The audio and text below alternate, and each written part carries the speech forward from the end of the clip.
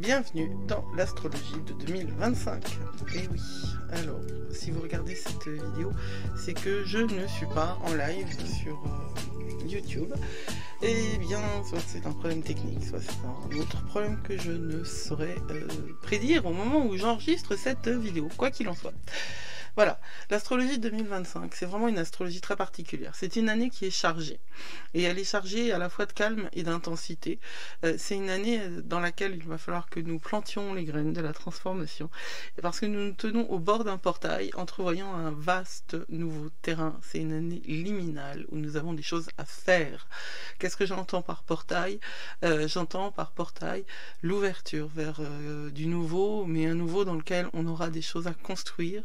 Qu'est-ce que j'entends par année liminale? Eh bien, la liminalité, c'est l'entre-deux. C'est-à-dire que nous sortons de 2024, que j'ai appelé l'année du Phénix, qui est une année où nous nous sommes dépouillés d'un certain nombre de choses, où nous avons vécu des transformations très profondes, et le monde aussi a vécu des transformations très profondes, et nous sommes donc à l'orée de quelque chose de neuf, qui est entre nos mains. C'est pas encore tout à fait fixe ce qui va advenir. Même les astrologues les plus chevronnés ont du mal. Alors ceux qui vous disent qu'ils savent, eh bien tant mieux pour eux. Moi, ceux avec lesquels je travaille, ceux que je suis, qui sont sur une astrologie humaniste, évolutionnaire, ont tendance à ne pas trop savoir comment les choses vont évoluer. Je vais vous dire très clairement pourquoi. Parce que autant il était facile, je l'ai déjà dit ça, hein, mais bon, c'est pas grave, répéter les choses, c'est vraiment la base de la pédagogie. Et je pense qu'on est vraiment à un moment où il faut que nous apprenions, tout le monde, nous apprenions à apprendre également. Tout le monde doit apprendre, et tout le monde doit apprendre à apprendre. Il est fini le temps, non pas des cathédrales, et non, je ne chanterai pas, mais il est fini le temps où les choses étaient fixes. Il est fini le temps où nous savions exactement ce qui allait se passer. Pourquoi est-ce qu'on peut dire que ce qu'on vit maintenant, on ne l'a jamais vécu? D'abord parce que c'est de la base, ça. Aujourd'hui, la seconde, la minute qui suit, vous ne l'aurez jamais vécu, quand bien même le temps serait une illusion. C'est surtout que même si les aspects astrologiques actuels ont déjà été connus, par exemple Jupiter en Gémeaux pour les États-Unis, c'est quelque chose qui a déjà existé, puisque ça a été l'année de leur entrée dans la Seconde Guerre mondiale, l'année de la guerre civile, l'année de la révolution de la guerre contre l'Angleterre, au moment où ils ont quitté donc le giron maternel d'origine, hein, puisque les États-Unis sont une colonie à la base, faut pas l'oublier. C'est quoi la différence? La différence, c'est la technologie. La différence, c'est que maintenant, il n'y a plus rien qui existe dans un espace du monde qui ne soit connu ailleurs. La différence, c'est que tout le monde a entre les mains la puissance, qu'il ne sait pas utiliser d'ailleurs. Hein. Les réseaux sociaux, on ne sait pas les utiliser. En tout cas, on ne sait pas les utiliser à bon escient, puisque on n'a pas pris le temps de la réflexion, et que, justement, on est dans une société d'attention, dans une économie de l'attention, je le dis tout le temps, et que ça va être encore plus vrai maintenant que Jupiter est passé en Gémeaux, donc il va nous falloir vraiment beaucoup travailler. La présentation que je fais là, c'est une version, comment dire, condensée de ce que je vous propose dans 2025, les clés de votre année magique. C'est une présentation optimiste, hein. C'est une présentation qui veut voir les choses du bon côté et qui veut vous donner surtout des outils pour agir. Réfléchir, oui, bien sûr, et c'est mon job aussi, et je pense que dans les vidéos que je vais faire au fil du temps, là, de cette année, il va y avoir une part de métaphysique, parce que si on ne réfléchit pas, on se fait réfléchir par les autres, et que ça, il n'en est pas question, il n'en est plus question. Mais ce dont vous allez avoir besoin, là, c'est d'agir. Parce que cette année liminale, en fait, elle va... c'est de la plaie d'eau, hein, c'est de la pâte à modeler, c'est de l'argile. Ça va créer les années qui suivent. Soit les 20 années à venir, tant que Pluton sera en Verseau, soit tout simplement 2025 obligatoirement, puisque elle est ce que vous faites. Mais ce que vous faites en 2025, ce que vous plantez en 2025, ça va pousser en 2026, 2027, et c'est à ce moment-là que les choses vont pouvoir se réaliser réellement.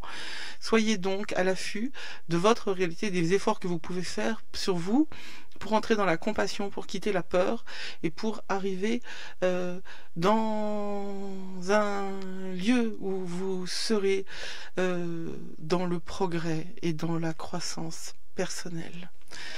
Les choses vont, eh bien, tu ne démarres pas. Les choses changent évidemment déjà avec Pluton en Verseau. C'est une aventure. Nous ne savons pas ce qui va se passer.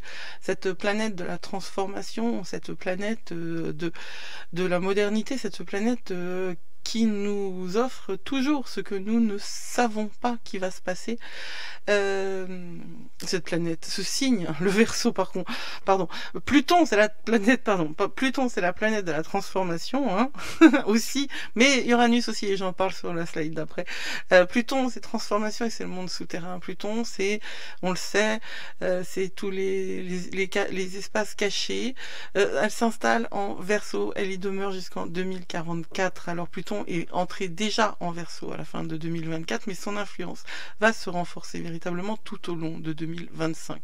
Et les thèmes collectifs associés aux dynamiques de pouvoir et à la réinvention des systèmes sociaux vont être à l'œuvre. Alors oui, nous pouvons avoir de l'espoir. Il y a par ailleurs quand même d'autres aspects qu'il faut prendre en compte, comme une énorme blessure de l'ego de l'énergie masculine. Vraiment, ça c'est quelque chose qui va revenir aussi dans mon discours de manière récurrente. Ce que l'on a vu sur la fin de 2024, sur une espèce de lutte profonde entre l'énergie masculine et l'énergie féminine, ça va faire partie des thématiques générales. Il faut le prendre en considération. La blessure de l'ego masculin, la blessure de l'énergie masculine, elle est énorme et il faut la considérer. On ne peut pas ne pas entendre. On ne peut pas ne pas prendre en considération. Et changer ça en nous aussi. Nous avons tous de l'énergie masculine en soi. Et soigner le masculin en soi, c'est tout aussi important que de soigner le féminin. Il y a encore énormément de choses à soigner. Pluton en Verseau va nous inviter à explorer notre propre ombre, n'est-ce pas? Ainsi que celle du collectif. Et c'est là que c'est vraiment important de parler du masculin et du féminin. On va devoir scruter des vérités cachées. Et on va devoir prendre en compte que les structures de pouvoir, elles sont enfouies et qu'elles sont mises à mal, qu'elles ont été mises à mal. L'autre chose qui va être très importante, c'est que Neptune va entrer en Bélier. Alors ça, c'est vraiment une transition, une des plus marquantes de l'année, le 30 mars. On va voir que les idéaux vont se propulser dans l'action. Le Bélier, c'est aussi de l'énergie masculine.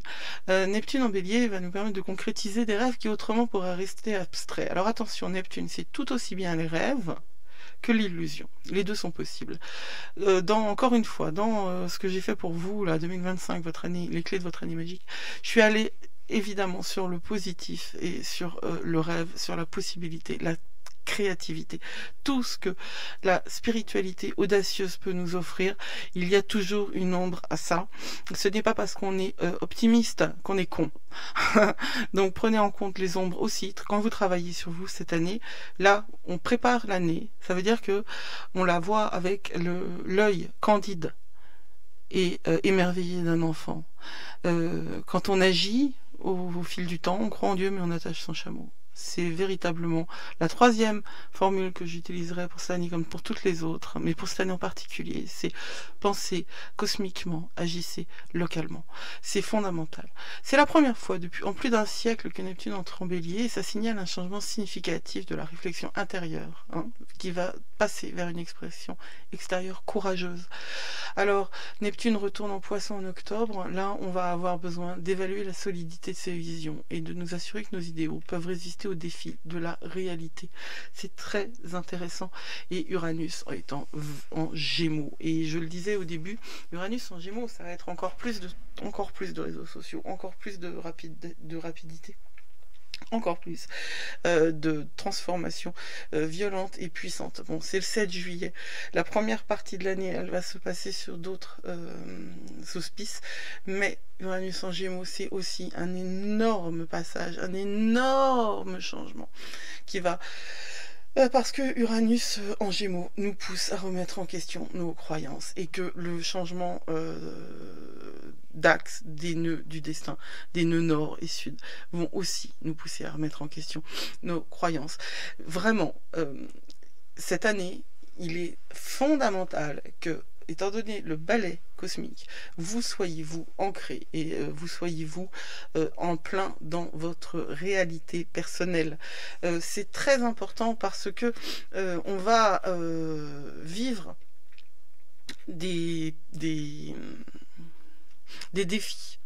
Jupiter va être en Cancer et des carrés Saturne-Jupiter vont être en lieu. Il va y avoir des tensions avec Saturne. On va avoir des éclipses solaires qui vont nous remettre aussi les choses en difficulté. On va être invité à passer à l'action, mais pour cela, il faudra prendre vraiment le temps de regarder il faudra vraiment prendre le temps de regarder ce que ça signifie pour nous, ce que nous voulons faire de notre vie et des années qui vont continuer. Ce qui compte avec Uranus en Gémeaux, eh bien c'est toutes les transformations technologiques que l'on va devoir gérer et que nous ne savons pas. L'autre chose qui pour moi est très importante, c'est le passage des nœuds du destin, c'est-à-dire le nœud sud et le nœud nord de l'axe Bélier-Balance, où il était à l'axe Poisson-Vierge. C'est vraiment une période où on va devoir apprendre à s'aimer soi-même. C'est fondamental de s'aimer soi-même, faire confiance à son instinct. Et on va devoir aussi apprendre à diriger sans crainte. Il va falloir prendre en considération en nous cette dimension de leadership. Qu'est-ce qu'on en fait de cette dimension de leadership en nous? Faut agir selon ses impulsions, mais ceci implique une certaine confiance en soi. Et c'est fondamental. Ce nœud nord là qui change nous oblige à apporter de l'importance et à équilibrer la compassion et le discernement, les idéaux spirituels et les réalités pratiques. Alors ça va nous inviter à guérir et à abandonner nos tendances perfectionnistes pour être dans un flux plus naturel. De toute façon, si vous n'êtes pas dans le flux, vous allez souffrir. Et pour être à l'intérieur du flot, pour être hors de la friction, il faut être à l'intérieur de soi. Et cette dimension d'être à l'intérieur de soi, je la considère comme une des plus puissantes de l'année, et même une des plus puissantes tout court. Il y a aussi des éclipses. Parce que les nœuds lunaires les éclipses sont en lien avec les nœuds lunaires, systématiquement. Alors, les éclipses lunaires sont des moments de réflexion. Nous avons une éclipse totale lunaire en Vierge, le 14 mars, un examen du contrôle et de l'humilité. Et le 7 septembre, une éclipse lunaire en Poisson, qui va nous ouvrir à une force plus grande.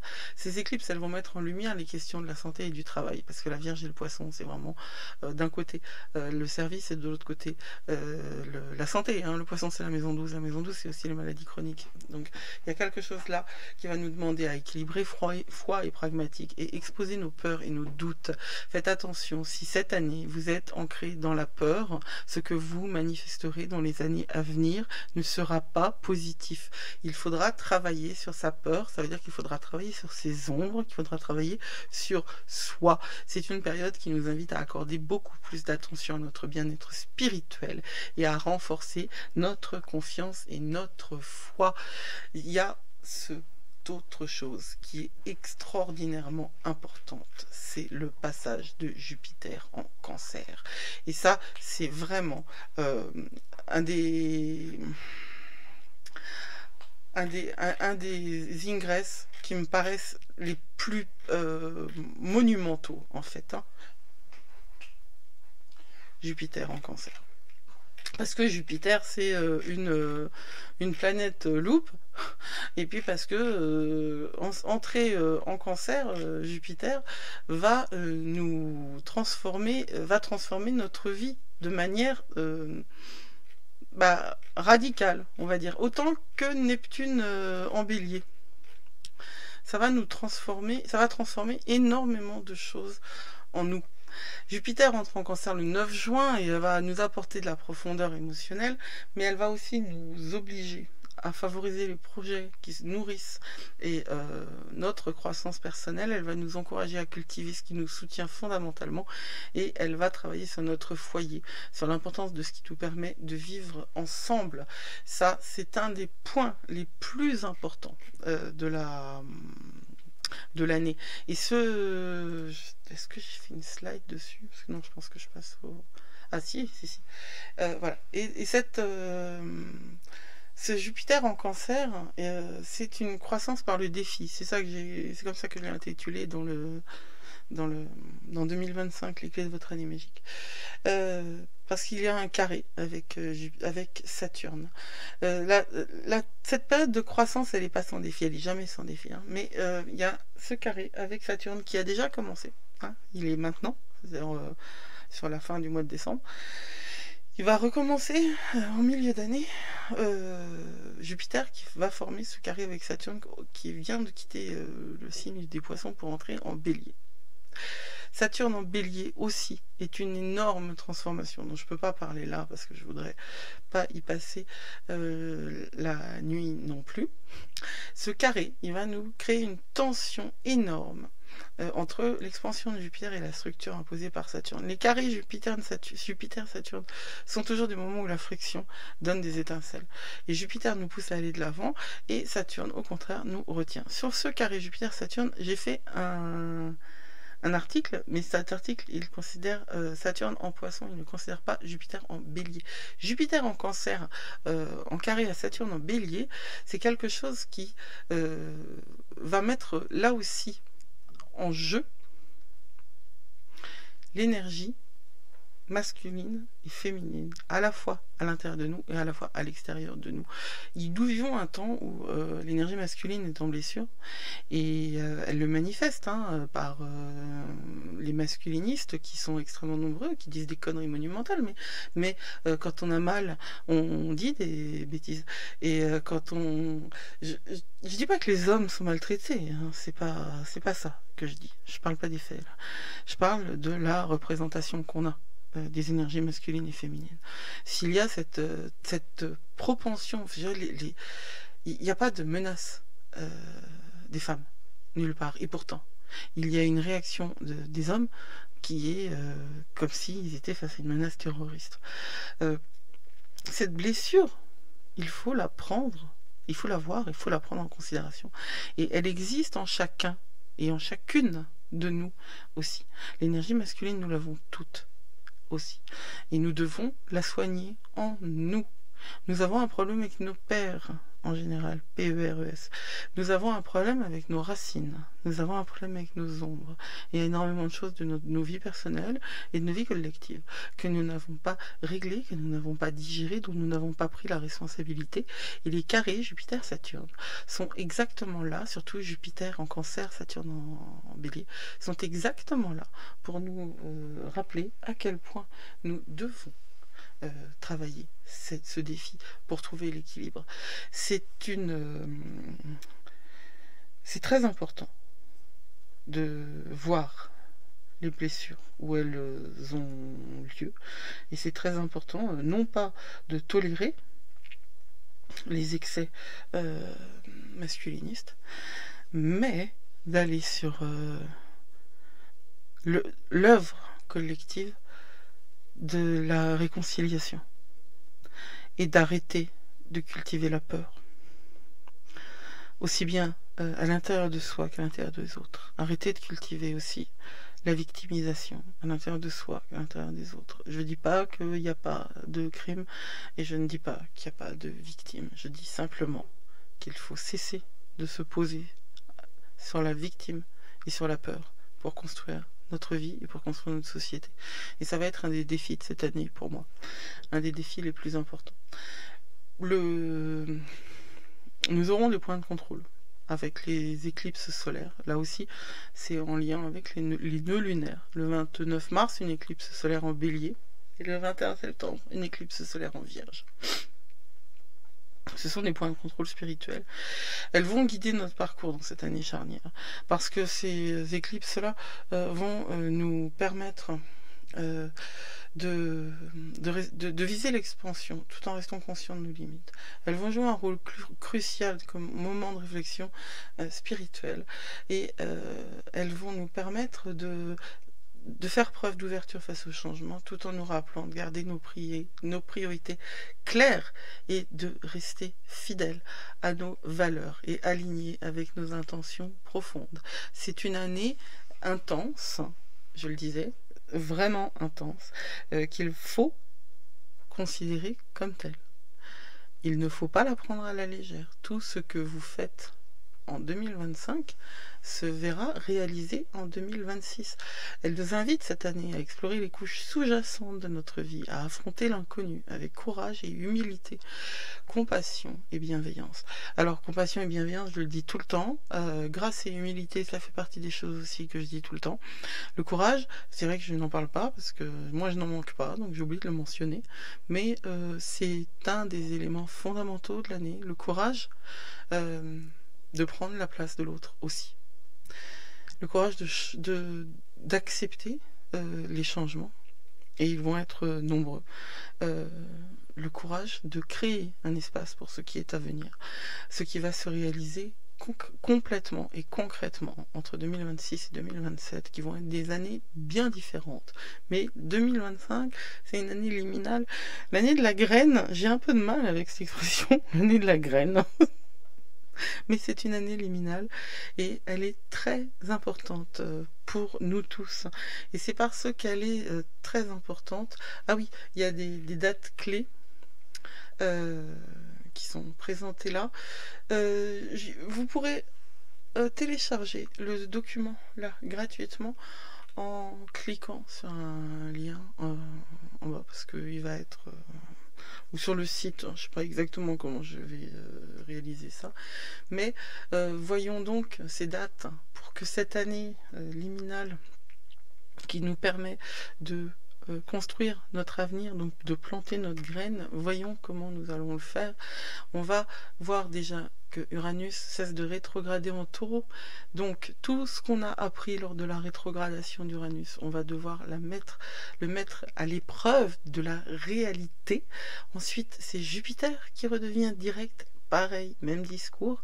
Le mois de mars, eh bien, il y a beaucoup d'éclipses, et Neptune qui rentre en Bélier, donc l'année en fait lunaire qui commence en mars, parce que la nouvelle lune en Bélier, elle a lieu en mars, l'année lunaire qui commence en mars, et puis d'ailleurs c'était l'année, je veux dire, c'est Imbolc, c'est le printemps, c'est un nouveau début d'année, et très chargé d'énergie dynamique, égoïste, mais du bon égoïsme, du Bélier. On a le 4 avril un sextile entre Saturne et Uranus. C'est une énergie extrêmement positive qui va nous permettre de transcender nos limites pour en créer quelque chose de merveilleux, pour aller vers l'avenir, pour aller vraiment vers l'infini et au-delà. Ensuite, le 24 mai, Saturne entre en Bélier, et là, les choses vont changer, parce que de Saturne, vous allez voir, le shift, il va être monumental. De Saturne en Poisson avec Saturne en Bélier, le shift va être monumental. On avait d'un côté des limites qui étaient introverties, qui nous interrogeaient sur notre relation à la foi et à la spiritualité. Et là, on passe sur un Saturne qui va jouer son rôle de gardien, armé, hein, en Bélier. Le Bélier, c'est un signe martial, hein, il est dirigé par Mars, hein, donc c'est vraiment un signe martial dont on va devoir gérer les conséquences. En juin, on a aussi des dates qui sont très importantes, hein, l'ingress de Jupiter en Cancer, le carré Jupiter-Saturne, hein, donc qui est le 15 juin, hein, et le Jupiter qui est carré au Neptune le 18 juin. Là aussi, Jupiter carré Saturne, j'en ai parlé, hein, et la tension entre Jupiter et Neptune le 18 juin, c'est entre les deux planètes qui n'ont aucune limite. Jupiter a Saturne comme limite, mais Neptune n'a aucune limite. La tension entre les deux, le 18 juin, va créer un moment d'une puissance personnelle et d'une puissance collective phénoménale. Le 7 juillet, Uranus entre en Gémeaux et on en a parlé. Les éclipses de septembre, on en a déjà parlé. Et le 7 novembre, Uranus rétrograde en Taureau. On va devoir revoir si tout ce que nous avons créé est viable. Parce que cette année est donc très très importante, j'ai prévu pour vous beaucoup de choses. D'abord, j'ai prévu pour vous ce document qui fait 130 pages, qui est 2025, donc les clés de votre année magique. Alors, vous avez à votre disposition beaucoup d'outils, des listes. Moi j'adore les listes, hein. Des listes, listes de tout pour la semaine, par jour, par mois, pour l'année, des tarots aussi, parce que des spreads pour poser vos tarots, parce que c'est quelque chose que je trouve très important pour l'année, mensuel, pour le quotidien. Vous avez aussi de quoi faire des bilans et des plans. Vous avez des feuilles par jour pour planifier avec la lune. Alors c'est vrai que je suis revenue à mes premières amours qui sont la lune, entre autres, hein, parce que je vais vous le montrer après dans l'atelier des étoiles,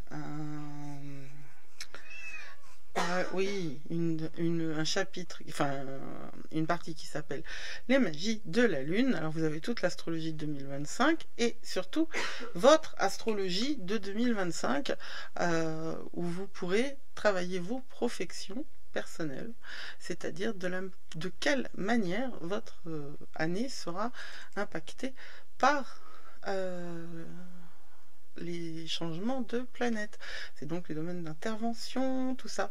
Vous allez voir que vous allez travailler avec les Time Lords. Et puis, même si vous ne connaissez rien en astrologie, je vais vous dire, même si vous ne connaissez pas votre date, si vous connaissez votre âge, même si vous ne connaissiez pas votre date de naissance, vous pourriez en faire quelque chose.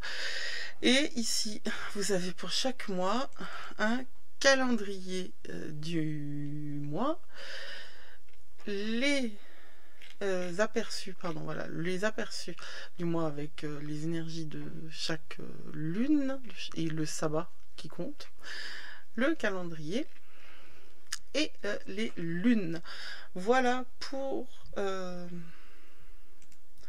cet agenda que je vous ai proposé. Mais ce n'est pas tout, parce que cette année est très importante. Je vous propose d'imaginer une vie épanouie, alignée et pleine de sens. Parce que cette année est très importante, je vous propose de ne plus vous sentir perdu face aux défis que la vie nous impose. Et je vous propose d'accéder chaque mois à une boussole astrologique pour avancer avec clarté et confiance. Rejoignez l'atelier des étoiles. Reprenez les rênes de votre vie grâce à des outils uniques pour trouver équilibre, authenticité et joie de vivre. Là, vous pourrez explorer tout ça parce que je vous mets un lien vers ce projet que j'ai dans les tiroirs depuis longtemps et qui est en train de se faire, qui se fera au fur et à mesure du temps. Mais l'atelier des étoiles, vous pouvez choisir différents niveaux d'investissement. Vous pouvez choisir les murmures du ciel. C'est simple, ludique, pratique, il n'y a pas de jargon compliqué. C'est 5 € par mois si vous vous inscrivez avant le 31 décembre. Vous pouvez choisir les magies de la lune. Magique, inspirant, concret. Et là, vous travaillez avec la lune, vous travaillez avec l'énergie lunaire, le cycle lunaire, pour manifester vos désirs et vous utilisez des pratiques anciennes et transformatrices.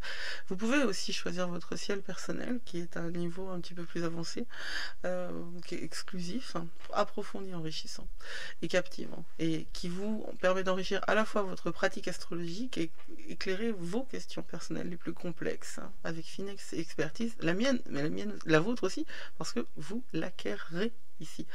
Et puis Astrovision Pro, puissant visionnaire transformateur, parce que là je vous apprends à utiliser l'astrologie pour le développement personnel, pour atteindre vos objectifs avec conscience et confiance. Astrovision Pro, c'est un programme qui est destiné aux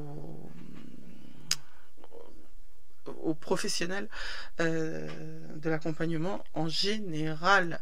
Vous allez puis aux artisans, aux formateurs, parce qu'en fait, qu'est-ce que c'est Astrovision Pro?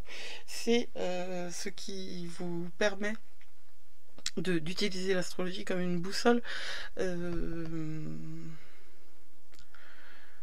et comprendre les transits et savoir quoi faire à quelle date. Enfin bon, c'est assez génial, hein. Moi je suis super fière de ce que j'ai fait. Ça, voilà, vous explorerez tout ça, puisqu'il y a énormément de choses à voir comme d'habitude. Mais ce que je voulais aussi vous montrer, c'est que c'est accessible et c'est simple. Voilà, ça c'est les murmures du ciel, c'est le premier niveau. Il est à 5 € le premier niveau, et voilà ce à quoi vous accédez chaque mois, hein, chaque semaine, qui est présenté ainsi. Vous avez l'essentiel de l'astrologie avec, voilà, c'est simple, c'est facile, c'est rapide. Je prévois aussi que ces éléments-là soient transmis sous forme de calendrier ou de mail. Vous aurez des options après. Vous aurez aussi des mini horoscopes pour tous les aspects importants.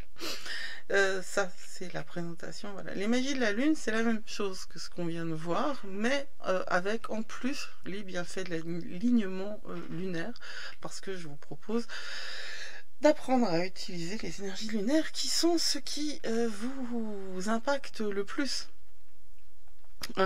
Ça impacte l'océan, et donc ça nous impacte nous aussi énormément. Vous aurez, quand vous le rejoignez, un cours complet sur les énergies lunaires, et vous aurez également accès à ce que je suis en train de construire, qui est le voyage intérieur, une série de mini cours où je mets en place tout ce que j'ai appris. Voilà, alors ça se fera au fil du temps. Et donc 2025, c'est une année liminale. J'espère qu'on la passera ensemble avec tout ce que je vous ai présenté. J'espère que vous continuerez à écouter les murmures du ciel, les brèves de lune. Là, ça va changer un petit peu de forme, parce que je vais prendre des vacances pendant la période des fêtes. Je vous souhaite une très belle fin de journée, et je vous dis... Ah oui, et puis demain c'est Yule, le 21 décembre c'est Yule, c'est le solstice. C'est un moment très important pour moi, que je vais passer eh bien, en compagnie de mes guides. Prenez soin de vous, vous êtes plus fort que vous. Laissez-vous.